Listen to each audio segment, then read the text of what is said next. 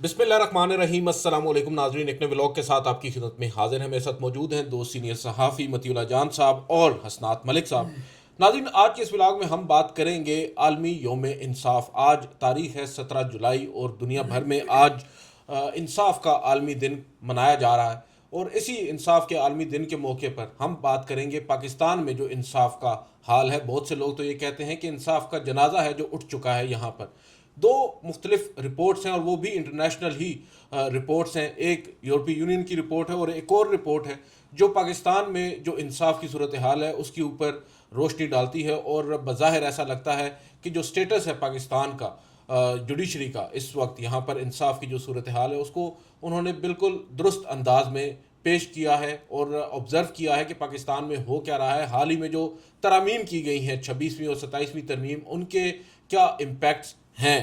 اور میرا تو خیال ہے مطلب جان صاحب، پہلے تو اس کے چیدہ چیدہ نکات آپ بتا دیں۔ جو جی ایس پی جو پلس کی رپورٹ ہے یہ یورپی یونین کی، کہ اس میں کون کون سے ایسے نکات ہیں جو آپ سمجھتے ہیں کہ کافی خوفناک ہیں پاکستان کے حوالے سے، جوڈیشری کے حوالے سے؟ دیکھیں، جی ایس پی پلس کی رپورٹ پاکستان کی جو برآمدات ہیں اس میں پچھلے تقریباً ایک سال کے دوران 2024 میں 7.5 بلین یوروز کی جو ہے ایکسپورٹ ہوئی ہیں پاکستان سے، جو پاکستان کے لیے ایک بہت بڑا ایڈوانٹیج تھا۔ دوسری بات یہ کلیئر کرنا ضروری ہے کہ یہ جو رپورٹ ہے اس میں یہ واضح کیا گیا ہے کہ 2027 جنوری میں جب نئے سرے سے جی ایس پی پلس کے لیے کوئی بھی ممالک اپلائی کریں گے یورپ کے اندر ساتھ بزنس کرنے کے لیے اور ٹریڈ کنسیشنز کے لیے، تو اس کے لیے جو شرائط ہیں وہ مزید سخت کر دی گئی ہیں۔ گورننس کے حوالے سے، انسانی حقوق کے حوالے سے، میڈیا کے حوالے سے، آزادی عدلیہ کے حوالے سے، اور دیگر جو شرائط ہیں وہ سخت کر دی گئی ہیں۔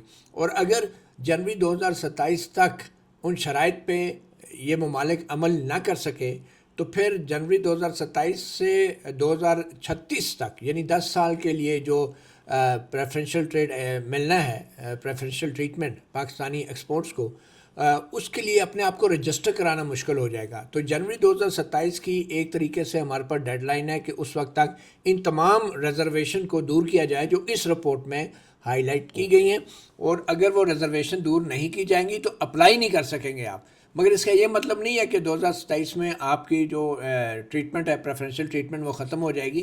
وہ دسمبر 2028 تک جاری رہے گی، یعنی کہ ٹرانزیشن پیریڈ ایک دیا ہے۔ آگے 2027 کی جو ہوگی اس تو میں یہ ذرا لوگوں کو سمجھانے کے لیے تھا۔ اب جی ایس پی پلس کی یہ جو اسپیشل رپورٹ پاکستان کے بارے میں آئی ہے، اس میں آغاز تو انہوں نے کیا ہے کہ کچھ پازیٹیو ڈیولپمنٹ جو پاکستانی حکومت نے کچھ قانون سازی کی ہے، کچھ ٹریٹیز سائن کی ہیں، مگر جو مین سالڈ اور سبسٹانٹیو جو فیلڈز تھی ان کے بارے میں کہا گیا ہے کہ ان تمام مثبت اقدامات کے باوجود جو انسانی حقوق کے جو کنونشنز ہیں دنیا میں جو پاکستان نے سائن کیے ہیں، ان کے اوپر عمل درآمد کے حوالے سے سوالات موجود ہیں اور گریو کنسرن ہیں، سنگین خدشات ہیں۔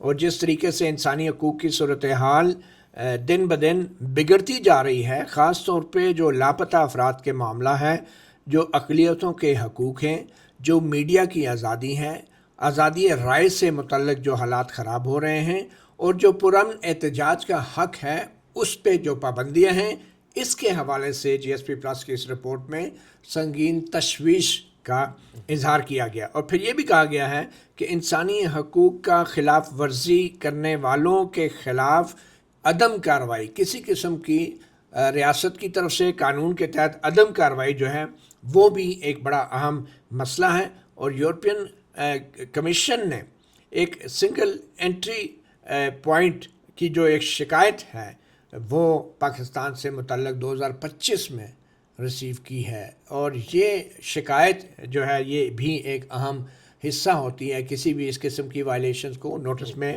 لانے کے لیے۔ اور پھر یہ بھی کہا گیا کہ اس رپورٹ میں کہ لاپتہ افراد کے جو معاملات ہیں وہ بہت جو تعداد ہے وہ بڑھتی جا رہی ہیں، خاص طور پہ بلوچستان اور خیبر پختونخوا میں، اور پھر جو ماورا عدالت قتل ہو رہے ہیں ان کی تعداد میں بھی اضافہ ہو رہا ہے۔ اور جو یہ کمیشن پاکستانی حکومت نے بنایا تھا لاپتہ افراد یا جبری گمشدگی کے حوالے سے ایک کمیشن جو بنایا گیا تھا، وہ بالکل غیر مؤثر ہے اس حد تک کہ وہ لاپتہ افراد کو تلاش نہیں کر سکا یا پھر ان لوگوں کو سزا نہیں دے سکا جو شہریوں کی جبری گمشدگی میں ملوث تھے۔ اور پھر یہ بھی کہا گیا ہے کہ کوئی ایک بھی ایسا ریاستی اہلکار جو ہے یا کوئی ایک بھی ایسا شخص جو ہے اس کو قانون کے عدالت کے کٹہرے میں نہیں لایا گیا جس پہ یہ الزام تھا کہ وہ لوگوں کو جبری گمشدہ کرتا ہے۔ اور پھر 9,000 مقدمات جو ہیں وہ لاپتہ افراد کے کمیشن نے بغیر کسی وجہ کے بند کر دیے، ان کی فائلیں بند کر دی، اور کسی قسم کا کوئی ایویڈنس جو ہے ان فائلوں میں رکھا ہی نہیں گیا، شامل ہی نہیں کیا گیا کہ جس میں یہ پتہ چلتا کہ ریاست کے کوئی اہلکار جو ہیں اس میں ملوث ہیں یا نہیں ہیں، مطلب کسی قسم کی کوئی ایویڈنس ایز سچ رکھا ہی نہیں گیا۔ اور پھر جب ایک مقدمہ صرف اس لیے بند کر دیا جائے کہ جو لاپتہ شخص ہے وہ گھر واپس آ گیا ہے یا وہ مر چکا ہے، تو پھر کمیشن جو ہے اس شخص کے حوالے سے کسی قسم کی کوئی فائنڈنگ بھی نہیں دیتا اور یہ نہیں بتاتا کہ جو شخص لاپتہ رہا ہے، جو واپس آ گیا ہے یا جو مارا گیا ہے، وہ اس تمام عرصے میں وہ کہاں تھا، تو یہ بھی کمیشن نہیں بتاتا۔ اور پاکستان نے کچھ لاپتہ افراد کے اہل خانہ کو معاوضہ بھی دیا ہے، اور لیکن کوئی پروسیجرل فریم ورک نہیں ہے کہ اس معاوضے کا معیار کیا ہوگا، طریقہ کار کیا ہوگا۔ اور پاکستان نے یہ بھی یہ عندیہ دیا ہے کہ وہ کسی قسم کا کوئی ایسا قانون بنا بھی نہیں رہا کہ معاوضے کے حوالے سے کیا معیار ہونا چاہیے اور کوئی اس کا۔ اچھا، پھر اس کے بعد اینٹی ٹیررزم ایکٹ، انسداد دہشت گردی ایکٹ کے حوالے سے بڑی سخت آبزرویشنز آئی ہیں اور کہا ہے کہ بلوچستان اور پنجاب میں یہ جو اینٹی ٹیررزم ایکٹ ہے یہ بنیادی طور پہ یہ دہشت گردی کو روکنے کی بجائے یہ یک طرفہ طور پہ، جبری طور پہ لوگوں کو گرفتار کرنا، ان کو پکڑنے کی سہولت دیتا ہے، اور بغیر کسی الزام کے، بغیر کسی مقدمے کے، اور اس تمام کارروائی کے دوران عدالت کے پاس بھی کوئی ایسا اختیار نہیں ہے کہ ایسے قانون کے بیجا استعمال کو روکا جائے۔ اور اسی طرح دوسرا جو action in aid of civil power ہے، جس میں فوج کو بھی کچھ اختیار دیا گیا ہے لا اینڈ آرڈر کے حوالے سے، اس میں جو قانون نافذ کرنے کا جو قانونی ایک عمل ہے اس میں، اور لوگوں کو جبری گمشدہ کرنے کے بیچ جو ایک لائن ہے، جو لکیر ہے، وہ بھی بہت مبہم ہو جاتی ہے۔ اور پھر بڑے ہی امتیازی طریقے سے ان قوانین کا استعمال ہوتا ہے اور بے جا استعمال ہوتا ہے، اور خاص طور پہ اقلیتوں کے خلاف، سیاسی مخالفین کے خلاف، انسانی حقوق کا دفاع کرنے والوں کے خلاف، صحافیوں کے خلاف، طالب علموں کے خلاف، اور جو مظلوم لوگ ہیں، لاپتہ افراد اور دیگر، ان کے اہل خانہ کے خلاف بھی ان قوانین کا بیجا استعمال کیا جاتا ہے۔ اور پھر ٹارچر اور کسٹوڈیل ڈیتھ کے حوالے سے جو قواعد موجود ہیں اور پاکستان کا قانون موجود ہے جو نومبر 2025 میں منظور کیا گیا، اس پر بھی جو ہے وہ کوئی عمل درآمد نہیں ہوتا۔ اور ابھی یہ جو قانون منظور کیا گیا ہے، اس حوالے سے ابھی قانون نافذ کرنے والے اداروں کے جو اہلکار ہیں ان کو تربیت دینا شروع کی گئی ہے، اور اس حوالے سے جو شکایات آتی ہیں یا جو تفتیش کی جاتی ہیں اور جو ٹارچر کیسز پنجاب کو یہاں پہ جی بالکل۔ اچھا، آخر میں پنجاب میں ہی ہے جی بالکل، اور اس کا انہوں نے ڈائریکٹ نام تو نہیں لیا، لیکن جو کسٹوڈیل کلنگ کی انہوں نے بات کی ہے۔ اور پھر پولیٹیکل رائٹس کے حوالے سے کہا ہے کہ سیاسی جو حقوق ہیں ان پر بھی ان قوانین کا غلط استعمال، ناجائز استعمال کیا جاتا ہے، اور نہ صرف قوانین بلکہ جو عدالتی پروسیس ہے، جو عدالتیں ہیں، جو ججز ہیں، ضلعی عدالتیں ہیں، ان کو بھی استعمال کیا جاتا ہے سیاسی مخالفین اور دیگر لوگوں کے خلاف۔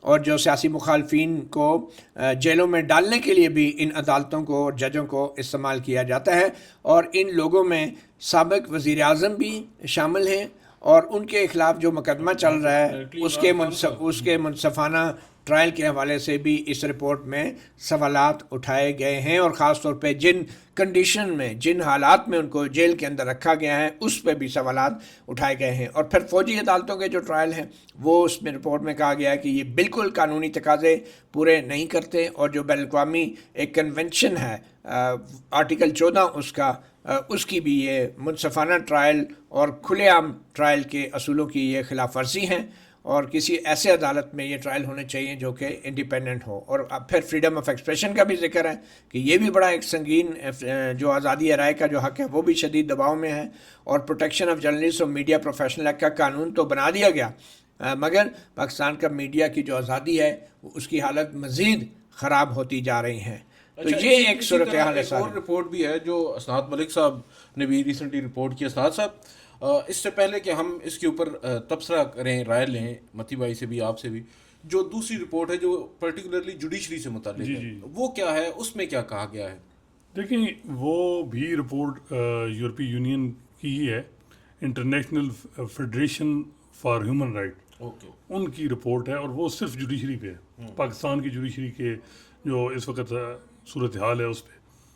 ایک تو انہوں نے کہا جی یہ ایک سسٹمیٹک کرپشن اور کرپٹ ترین ادارہ بن چکا ہے عدلیہ پاکستان میں۔ اس کا مطلب ہے کرپشن کا انہوں نے باقاعدہ بتایا کہ بھئی ایک موقع پہ جو ہے وہ 28,000 روپیہ ہر بندہ کرپشن دے رہا ہے، باقاعدہ انہوں نے کوٹ کیا ٹرانسپیرنسی انٹرنیشنل کو۔ رول آف لا میں وہ بتاتے ہیں کہ ہمارا کوئی نمبر 143 ممالک میں 125واں کہ 126واں، پھر وہ جو انڈیپینڈنس آف جوڈیشری وہ کہتے ہیں ختم ہو گئی ہے 26ویں اور 27ویں ترمیم کے بعد۔ یہاں پہ منشن کیا گیا ہے 26ویں اور 27ویں، بالکل، اور انہوں نے ریکمنڈیشن میں کہا ہے کہ ریپیل کریں ان کو دونوں۔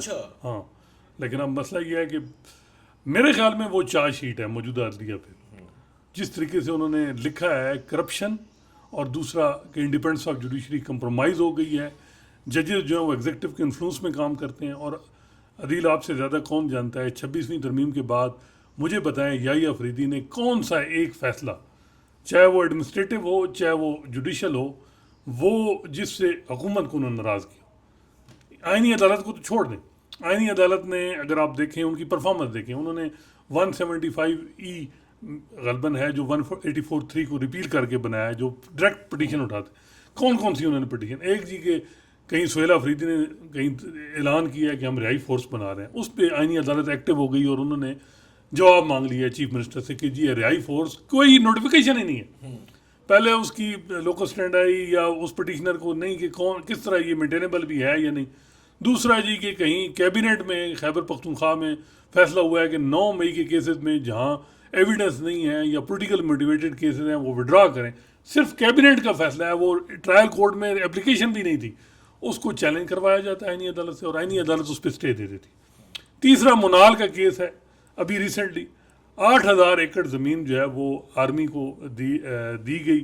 آرمی کہتی ہے کہ 1910 اس میں ایک چھوٹی سی مچھلی ہے جی، منال تو ایک چھوٹی سی، جی منال کا ایشو ہی نہیں ہے، جو وکیل ہیں منال کے وہ کہتے ہیں یار آپ لوگ سمجھتے کیوں نہیں ہیں اصل معاملہ کیا ہے، آپ سمجھاتے ہیں۔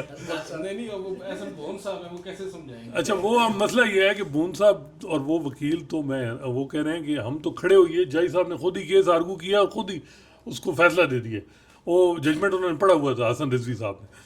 اچھا وہ اس میں بھی انہوں نے فیصلہ جن کو انٹرسٹ جن کا سرو ہوا ہے وہ سب کے سامنے۔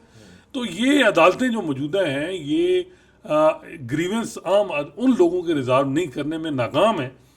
یا تو یحییٰ فریدی اور امین الدین خان کو پریس کانفرنس کرنی چاہیے، اور وہ یورپی یونین کا جو چارج شیٹ ان پہ لگائی ہے وہ کہیں جی غلط ہے۔ انہوں نے فوجی عدالتوں میں سویلین ٹرائل انڈورس کیے اور کہا کہ جی اپیل کھاک دیں، 1.5 سال ہو گیا عدیل، وہ فیصلہ عمل درآمد نہیں ہوا، نہ وہ کیس پہ عمل درآمد کروا رہے ہیں نہ اپنا فیصلہ واپس لے رہے ہیں، حکومت نے فیصلہ چیلنج بھی نہیں کیا اور عمل درآمد بھی نہیں کر رہی۔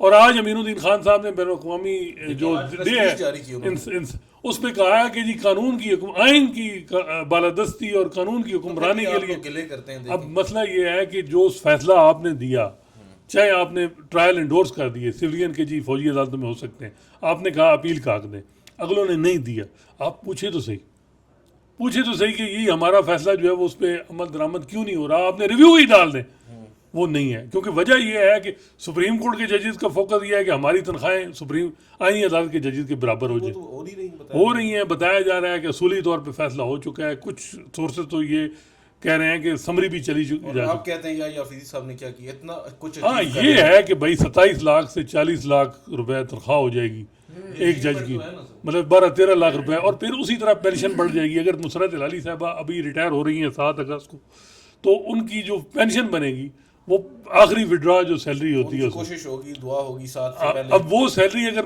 آتی ہے 35 سے 38 لاکھ کے درمیان یا 40 لاکھ بنا ہے کہ آئینی عدالت کے بتائیں, ملا کر 40 میں. اور پھر عدیل مجھے یہ بتائیں کہ یہاں جو ججز کا یہ بڑا ایک عجیب ہے کہ جی اسلام آباد میں ریسٹ ہاؤس میں رہ رہے ہیں جی, وہ بھی آفیشیل ایک ریزیڈنس ہے, اور ریسٹ ہاؤس اس کو ڈکلیئر کیا ہوا ہے, وہاں ایون صابن تولیہ وہ سارا کچھ سرکار کا. جو پرائیویٹ گھر ہیں وہ انہوں نے ان کو آفیشیل ریزیڈنس ڈکلیئر کیا ہے. جو کراچی میں یا وہ جو لاہور میں ہیں وہ یا کسی اور جگہ, اور ان کی مینٹیننس وہ جو سارا کچھ کرنا وہ جو ہے وہ آفیشیل ریزیڈنس کے طور. اور ایون یہ بھی خبریں ہیں کہ رینٹ ہاؤس بھی, اس پہ یاہی افریدی کو پریس کانفرنس کرنی چاہیے کہ بھائی پرسنل پریویلیجز ہم آ رہے ہیں اگر بڑھ رہے ہیں تو ہم رول آف لا کے لیے, ہم نے سرکار یہ چاہتی تھی, ہم نے یہ نہیں. یہاں یاہی افریدی صاحب نے بڑی ایک بولا تھا, آپ کو یاد ہو جب انہوں نے آخری دفعہ صحافیوں سے ملے, انہوں نے کہا جی وہ تو چاہتے تھے کہ وہ لاہور ہائی کورٹ کے جج ہیں علی باقر نجفی, ہم نہیں آنے دیا. اگلوں نے 1 مہینے میں وہ آئے سپریم کورٹ میں, وہ آئینی بینچ میں آ گئے اور وہ آئینی عدالت میں پہنچ گئے. لیکن مسئلہ یہ ہے کہ آپ کا دیکھیں, اب کل کہہ رہے ہیں کہ میں جی کوئی خواتین کے لیے جو ہے وہ ایک انیشیٹو اور وزیٹیشن, تو ان سے پوچھنا چاہیے کہ بھائی وہ صنم جاوید جو ہیں وہ بیمار ہیں, وہ ان کو جو جیل مینول کے تحت جو ہے وہ ان کو علاج نہیں ہو. یاسمین راشد ہیں, صنم جاوید, ایمان مزاری کا کیس نہیں لگ رہا, اور کئی جی وہ بھی تو آج بڑی 1.5 مہینے بعد جو ہے وہ شکر ہے لگ گیا ہے. تو دیکھیں میرے خیال میں یہ جو چارج شیٹ ہے نا یورپی یونین کی, یہ عدلیہ پاکستان کی عدلیہ میرا خیال ہے ماشاء اللہ ادوار میں بھی اس طرح نہیں. اور شریف الدین پیرزادہ صاحب کی فیملی کے کسی نے آرٹیکل لکھا ہے بزنس ریکارڈر میں, اور انہوں نے کہا جی عدلیہ شریف الدین پیرزادہ صاحب نے کم از کم وہ ان کے بقول کہ عدلیہ کا یہ حال نہیں کیا, اور عدلیہ کو کم از کم اور جو انہوں نے کیا. دیکھیں ارشاد حسن خان بھی کہتے ہیں جی میں نے 2002 میں جو ہے وہ پارٹی بیس الیکشن کروائے, مشرف تو نان پارٹی چاہتے تھے. یاہی افریدی صاحب ایک بات بتائیں جو کہ جی سرکار یہ چاہتی تھی میں نے یہ کروایا, ایک بات بتا دیں. ایک صرف ان کا یہ کریڈٹ ہے کہ صحافیوں کو نکال کے عمارت سے باہر پھینکوا, اور اس کے علاوہ عمارت آدھی سے زیادہ خالی ہو گئی ہے جی, وہاں آپ بالکل جو ہے گونج, ہاں بالکل. اس کے علاوہ مجھے بتائیں کوئی یاہی افریدی صاحب ایک کریڈٹ بتائیں کہ رول آف لا یا انڈیپینڈنس آف جوڈیشری یا ان لوگوں کو ریلیف دیا ہو جن کو سرکار نہیں چاہتی, تو پھر تو بات ہے. ابھی یہ جو وفاقی آئینی عدالت کے اب حال ہی میں فیصلے دیکھ رہے ہیں, یہ آئین کی تشریح سے زیادہ یہ تو مجھے ساری پبلک ریلیشننگ کی پریس ریلیزیں لگتی ہیں. یہ جو ان کے فیصلے ہیں, مطلب جو معاملات پبلک کو ڈیل کرتے ہیں جس سے لوگوں کے اندر ہمدردی پیدا ہو سکتی ہے, خواتین کے حوالے سے فیصلے, لیکن ان کے فیصلوں میں بھی آپ دیکھیں آئین کے کسی شک کا حوالہ نہیں ہوتا, کسی کیس لا کا حوالہ نہیں ہوتا. وہ بھی اس لیے کہ یہ سپریم کورٹ کے فیصلوں کو تو مانتے ہی نہیں ہیں, یہ کہتے ہیں ہم کیوں مانیں, حالانکہ یہ سپریم کورٹ ہائی کورٹ کے بھی ان فیصلوں کا حوالہ دے دیتی تھی کہ جو آئین اور قانون کی تشریح کے حوالے سے وہ مانتے تھے, لیکن انہوں نے کوئی حوالہ نہیں دیا. اور یہ ان کی ججمنٹ رائٹ جو لکھی ہوتی ہے اس کی آپ کوالٹی دیکھیں, میں آپ کو بتاؤں یہ پریس ریلیز سے زیادہ ان کی کوئی کوالٹی نہیں ہے. اور جس طریقے سے انصاف دے رہے ہیں, اپنا اسناد صاحب نے ایڈوکیٹ بھون کا ذکر کیا, ایڈوکیٹ بھون کو تو کھڑا دیکھ کے تو یہ صورت انصاف کا شکار ہو جاتے ہیں. تو یہ مجھے تو اس بات کی سمجھ نہیں آ رہی کہ بھئی اتنا کیا کہ ایک بندہ وکالت دلائل دے نہیں رہا اور جج خود ہی ریمارکس دے کے وہ خود ہی فیصلے سنا رہا ہے. اب یہ منال والے کیس کو آپ دیکھ لیں, مجھے یہ بتائیں یہ جو 8 صفحوں کا شارٹ آرڈر ہے, یہ کہہ رہے ہیں کہ ابھی تفصیلی آرڈر آنا ہے, اس میں 12 صفحوں کا ہے, جو بھی ہے صفحے جو بھی ہیں کالے ہی کیے ہیں انہوں نے. مجھے یہ بتائیں کہ انہوں نے ایک طرف کہتے ہیں کہ ہائی کورٹ کے پاس یا جسٹس اطمن اللہ کے پاس یہ اختیار ہی نہیں تھا کہ وہ ان معاملات پہ رائے دے کہ جو معاملات ان کے سامنے نہیں لائے گئے, یہی کہہ رہے تھے نا. تو انہوں نے خود اپنے ان 12 صفحوں کے فیصلے میں لکھ دیا ہے کہ یہ جو نیشنل مارگلائز پارک ہے اس کو جو بلڈنگ کنسٹرکشن اور اس کی جو اجازت ہے وہ لائسنسنگ جو ہے وہ CDA دے گی. بھائی ان کے پاس کہاں سے اختیار آ گیا؟ اگر ہائی کورٹ کے پاس نہیں تھا تو آپ کیوں نئی فائنڈنگز دے رہے ہیں؟ آپ اس معاملے کو سمپل اتنا کہتے ہیں کہ بھئی آپ کے پاس اختیار نہیں تھا, نیچے سول کورٹ دوبارہ کرے گی. تو آپ نے کس بیس پہ یہ ڈکلیئر کر دیا ہے کہ سی ڈی اے ریگولیٹ کرے گی نیشنل پارک کو؟ حالانکہ 2024 میں بھی جو قانون اب آ چکا ہے اس کے اندر بھی وائلڈ لائف مینجمنٹ بورڈ جو ہے وہ ریگولیٹ کرتے گا ساری کنسٹرکشن کو. اس قانون جو اپنا ان کا حکومت کا پاس کیا گیا ہے, لیکن یہ جناب آئینی عدالت نے ڈکلیئر کر دیا کہ سی ڈی او کسٹوڈین ہوگی, اور یہ انہوں نے ڈیسیژن دے دیا ہے. اور ویسے بھی 2024 کا جو حوالہ دیا گیا ہے ان 12 صفحوں کے فیصلے میں, یہ کہا گیا ہے جی اسلام آباد ہائی کورٹ نے اس کو اگنور کیا.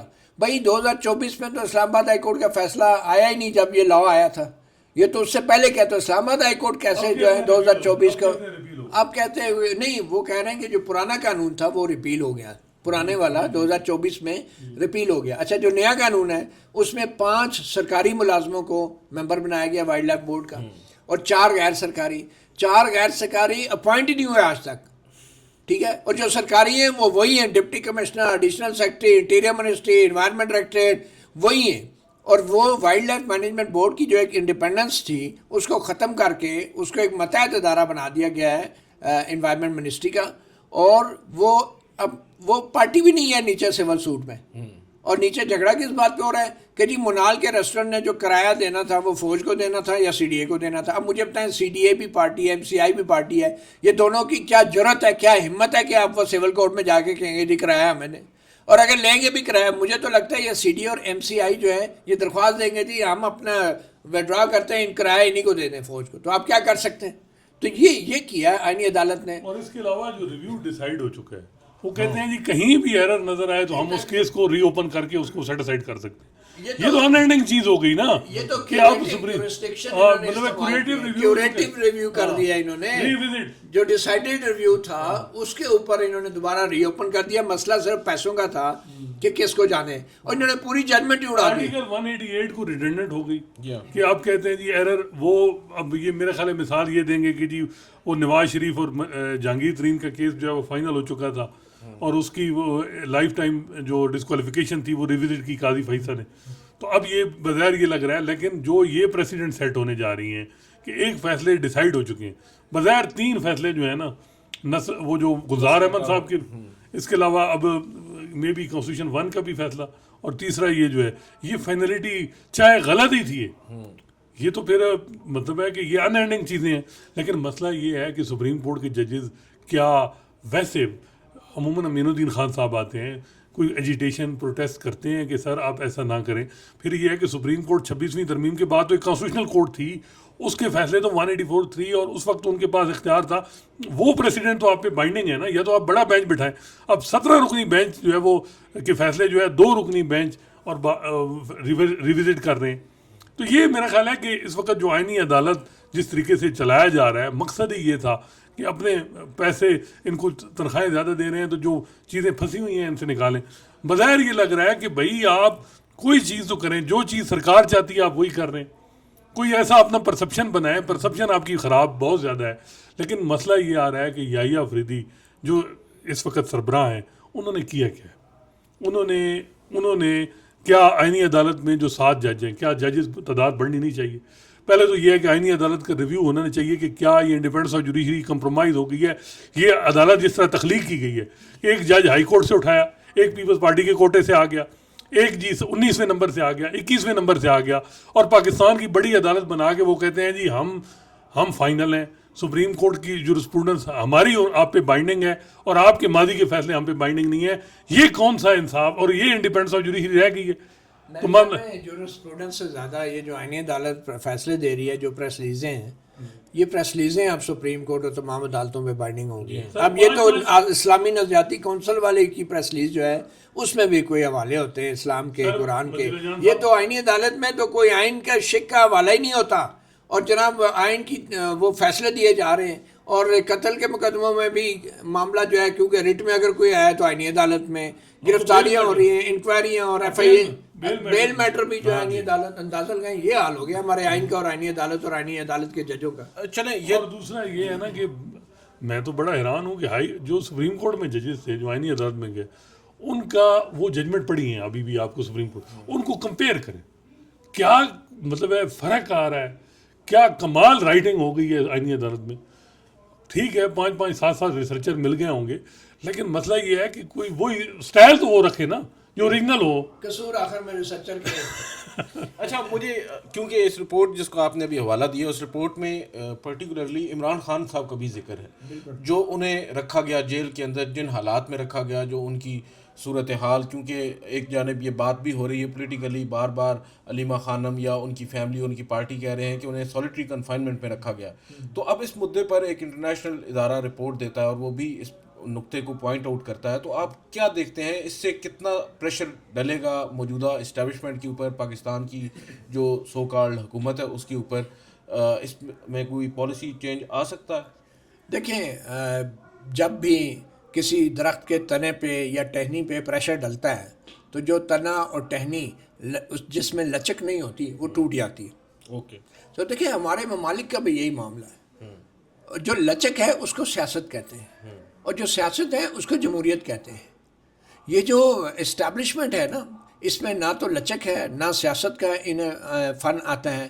یہ بڑی ہارڈ اسٹیٹ کے فلسفے پہ بلیو کرتے ہیں اور یہی وجہ ہے کہ 1970 میں یہ پاکستان ٹوٹ گیا تھا، کیونکہ وہ یحییٰ خان اور نیازی صاحب جو تھے نا وہ ہارڈ اسٹیٹ پہ بلیو کرتے تھے. ملک ٹوٹ گیا. حمود الرحمن کمیشن رپورٹ جو ہے منظر عام پہ نہیں آئی، کسی قسم کا کوئی احتساب نہیں ہوا. جنرل مشرف کو سزائے موت دی، سپریم کورٹ تک اس کی جو ہے سزا برقرار رکھے گی، لیکن آج بھی جنرل مشرف کے جو اثاثے جو اعزازات ہیں ان کو ضبط نہیں کیا گیا اور باقاعدہ جو ہیں وہ ان کی اہلیہ کو اور ان کے خاندان کو ٹرانسفر ہو رہے ہیں اثاثے. تو یہ لچک جب تک نہیں دکھائی جائے گی ان تمام معاملات میں تو یہ معاملات سدھریں گے نہیں. اور یہ جو رپورٹس آ رہی ہیں یہ پریشر ہے، یہ بلڈ ہو رہا ہے، اور اگر ہم نے ان رپورٹس کو سنجیدہ نہ لیا اور اپنے کسی زوم میں، کسی غرور میں، گھمنڈ میں رہے تو آپ کو پتہ ہے اللہ کی زمین پہ اکڑ کے نہ چلنے کا حکم ہے. یہ اللہ تعالیٰ کی زمین ہے اور یہ دیکھیں نا، جب تک آپ اس طرح اکڑ خانی کریں گے نا تو اکڑنے والا تو آپ کو پتہ ہے پھر ٹوٹتا ہی ہے. ٹھیک ہے نا. تو اینڈ پہ کیا ہوتا ہے وہ آپ ماضی میں بھی دیکھ لیں پاکستان کے ساتھ کیا ہوا. ایونچولی نقصان دیکھیں یہاں پہ بات پرسنالٹیز کی نہیں ہے، ملک کی ہے. نقصان تو ملک ہی ہوتا ہے. میرا خیال ہے عدیل ابھی تک ان رپورٹوں کا فرق اس وجہ سے نہیں، کیونکہ بظاہر جو ہے وہ ٹرمپ سے ہماری اچھا تعلقات ہیں امریکہ سے. تو یہ ہے کہ بھائی یورپی یونین جو ہے وہ اس حد تک ہی محدود ہیں، اور آخر میں اسٹریٹجک جو ہماری امپورٹنس ہے انہوں نے GSP+ مجبوراً دینا ہے. یہ ویو ہے بظاہر. اگر آپ دیکھیں ایمان مزاری کے کیس میں کتنا انوالو ہوئی یورپی یونین کے جو آفیشیل تھے آئے، اس کیس کا کیا بنا؟ چلتا ہوا کیس جو ہے وہ اگلوں نے ڈی لسٹ کر دیا. تو اس سے اندازہ ہوتا ہے کہ موجودہ جو سوچ ہے وہ یہ ہے کہ ہم اپنی مانیں گے اور ہمارے اچھے تعلقات ہیں امریکہ سے. یورپی یونین بظاہر یہ ہے کہ وہ ہم ڈیل کر لیا جائے گا. چلو ڈیل کیا کر لیا جائے گا. 2028 تک ٹرانزیشن پیریڈ ہے. 2027 تک ہم نے اپنے امپرومنٹ کر کے اپلائی کرنا ہے. اگر 2027 میں ہم اپلائی نہیں کر سکے ان شرائط کے مطابق تو 2028 کے بعد تو پھر فارغ ہو جائے گا ہمارا یہ اسٹیٹس. چلیں بہرحال دیکھتے ہیں، لیٹس ہوپ جو بھی ہو پاکستان کے لیے بہتر ہو اور جو سینٹی ہے وہ پریویل کرے. آج کے اس ولاگ سے اتنا ہی. مجھے متھی اللہ جان صاحب کو اور حسنات ملک صاحب کو اجازت دیجیے. اللہ حافظ. اللہ حافظ.